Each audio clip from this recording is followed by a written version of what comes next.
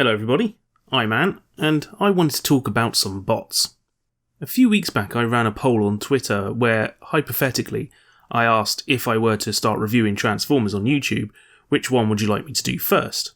The clear winner was my oldest figure, and because I'm easily manipulated by peer pressure, here's Generation 1 Hound in all his battered glory. Now I should start by saying that Hound here isn't my first figure. I'm hazy on what my first figure would have been, but it was either a long-perished Starscream, or this somewhat battered Warpath. That's okay, buddy, you have a lie down. You're very old. Hound, though, is a little older than our tanky boy here, as he comes from the original 1984 line of Transformers. You can tell by the lack of rub sign on his hood. You know, those heat-sensitive stickers that would reveal their allegiance that sometimes wouldn't work and made me convince myself I may have been a corpse. Another sign of his age, other than all the obvious damage, is the Takara branding on the underside of his bonnet. That's hood, if you're American. I remember finding this in a second-hand shop in Honiton, which was where I was reared until the age of 12. I believe I paid about 50p for this, which in today's money is probably about £1.42. Regardless, it was quite a bargain for a young me.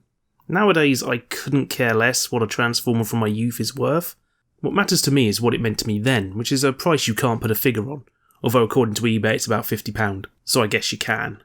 He's also missing all his accessories, but that was what would happen when you'd buy a toy from a second-hand shop back in the day. They weren't for selling collectibles to adults, they were for shifting one kid's toys onto another kid's toys at a low cost. I believe I had his gun at some point, but that's been long since lost/swallowed. What I love about these G1 figures is they're exactly what they appear to be. They're a robot man that is also a car.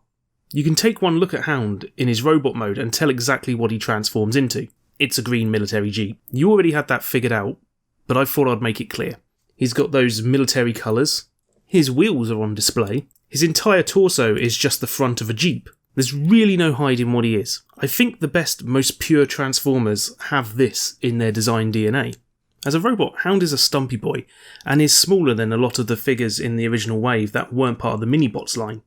He's only about half the size of G1 Optimus Prime, but as compact as he is, he's still pulling off all the things that a kid in the 80s, or a middle-aged man in the 2020s, would want out of a figure.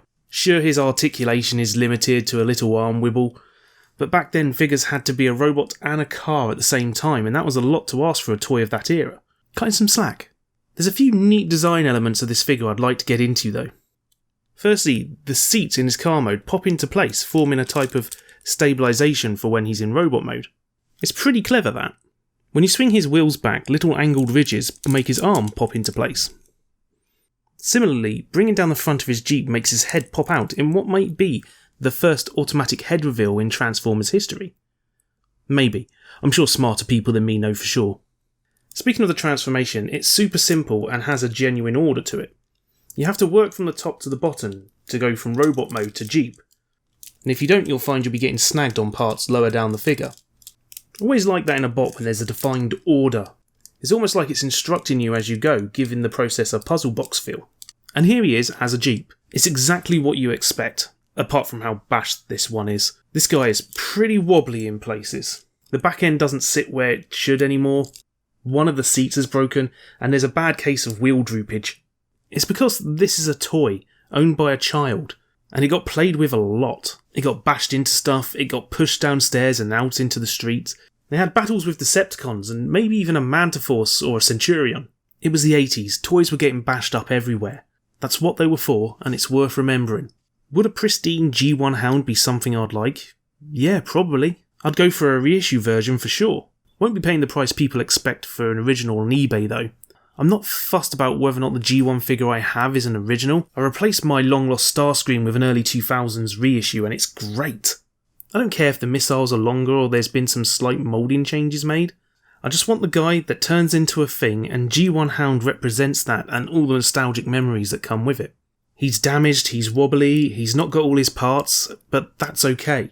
He's still one of my favourite bots, and he's the de facto grandpa of my Transformers collection. Big thank yous for watching, tell me what you thought of my first attempt at this sort of thing, and do all the button pressing things that YouTube tells you to do. I'll catch you next time.